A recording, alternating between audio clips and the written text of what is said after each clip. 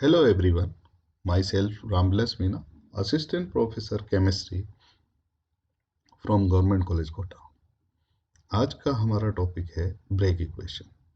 हम पढ़ रहे हैं BSc part first physical chemistry fourth unit solid state. आज ब्रेक इक्वेशन के बारे में जानेंगे। हम सब जानते हैं ब्रेक इक्वेशन एन लैम्डा बराबर 2d साइन थीटा। किसी तरंग के पथांतर तरंग दे देंगे वह क्रिस्टल तल के मध्य दिया गया है समीकरण WH ब्रेक और उनके पुत्र WL ब्रेक ने 1912 में दिया था। हम जानते हैं एक्स किरणों की सहायता से क्रिस्टलों की आंतरिक संरचना के बारे में ज्ञात किया जा सकता है।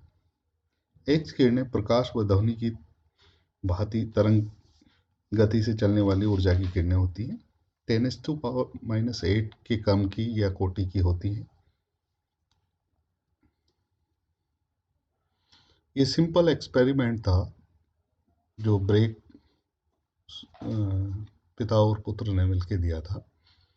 Scattering of X-ray by crystal atom or ions producing a diffraction pattern that yield information about the structure of crystal। दोनों ने मिलके एक सिंपल इक्वेशन दिया था जो था 2d sin theta equal to n lambda। The reflections of X-ray can take place only at certain angle which are related by wavelength of X-ray and the interplanar distance d in the crystal in an equation called Bragg equation, जहाँ n order of reflection है, d interplanar distance है, theta angle of scattering है और lambda wavelength of X-rays है।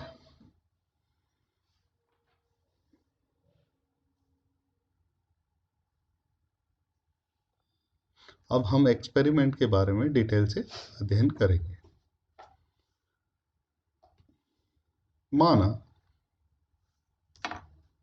ए dash b dash c dash किसी crystal के तल है।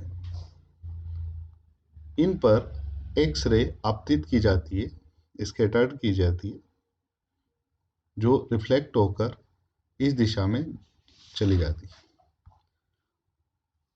एक्स रे 1 2 इस तरह से दिखाया गया है, 1 और 2, जो कि तल पे थीटा कोण से आपतित होती है और स्कैटर्ड होकर थीटा कोण से ही रिफ्लेक्ट हो जाती है।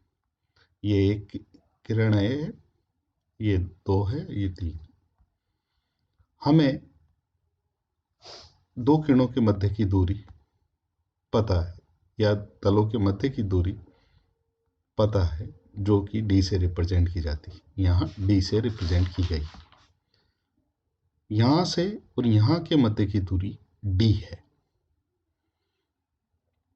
आप देखिए किरण एक के बारे में या रेज एक के बारे में जो इस तरह से आपतित हो रही है और इस तरह से वो आपतित हो रही है। तो आप देखेंगे कि अगर हम यहाँ से इस पर लंब डालें तो वो x पर कटेगा और इस पॉइंट से सेकंड रेस पे लंब डालें तो वो z पे। अगर ये डिस्टेंस लें x y z तो इसके बारे में डिस्कस करें तो ये अतिरिक्त डिस्टेंस है जो रे को या किरण को ट्रेवल करनी पड़ती है। तो इसको कह सकते हैं हम पथ का अंतर, पथांतर, जिसे कि डिफाइन करना है। आप देखिए अगर इसको कैलकुलेट करना है हमें एक्स वाई जेड को, तो हम सिर्फ इस पे फोकस करेंगे।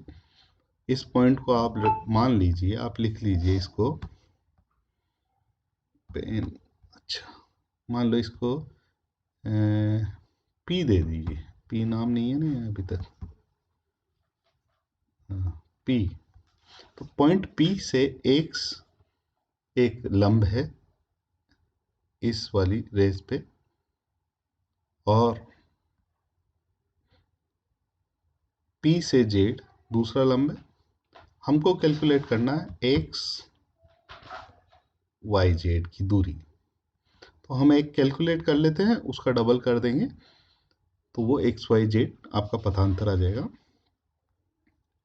इसको कैलकुलेट करने के लिए हमने जो थीटा एंगल है आपका, ये भी थीटा एंगल होगा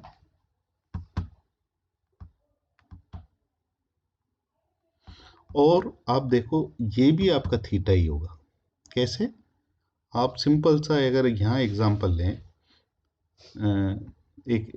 आपको पता है ट्रायंगल के तीनों अंतर के कोणों का योग 180 होता है।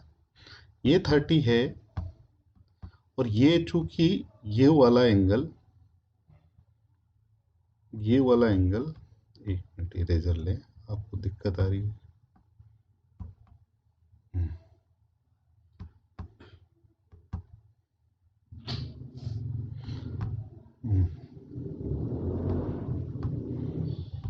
ये वाला एंगल आपका होगा 60। ये 30 है क्योंकि ये टोटल 90 है, तो ये 30, ये 90, ये 60 होगा। और ये 90 है आपका, क्योंकि ये 90 60 आपका 150 और ये आपका 30 होगा।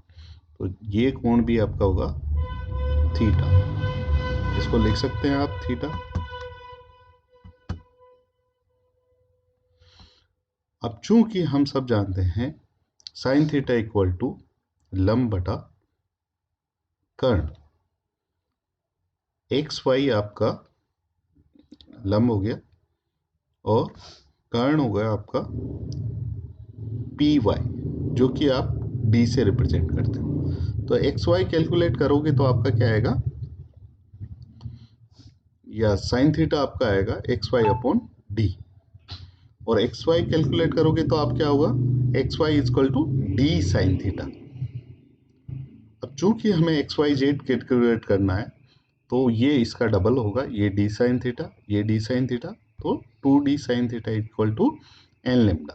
तो ये आपका 2d साइन थीटा है ना, जो कि आपका क्या है कि एक पथ का अंतर या एक उसके बराबर होगा, तरंग के दैर्ध्य के बराबर और उसके क्रम गुण के अनुसार एन एन लेमडा। मतलब अगर हम थर्ड के लिए बात करेंगे तो फर्स्ट के लिए ये होगा 2d sine theta equal to lambda, second के लिए 2d sine theta equal to 2 lambda, fourth के लिए बात करेंगे तो 2d sine theta equal to 5 lambda. इस तरह से एक ब्रेक इक्वेशन अगर बात करें तो वो होगा 2d sine theta equal to N lambda. यदि पथांतर तरंग दैर्ध्य के गुणांक हो तो परिवर्तित किरण का समपरिवर्ती वितरण होगा, व्यतिकरण होगा, बिल्कुल होगा। अतः अधिकतम तीव्रता वाली एक्स किरणों के लिए 2d sine theta equal to N lambda होगा।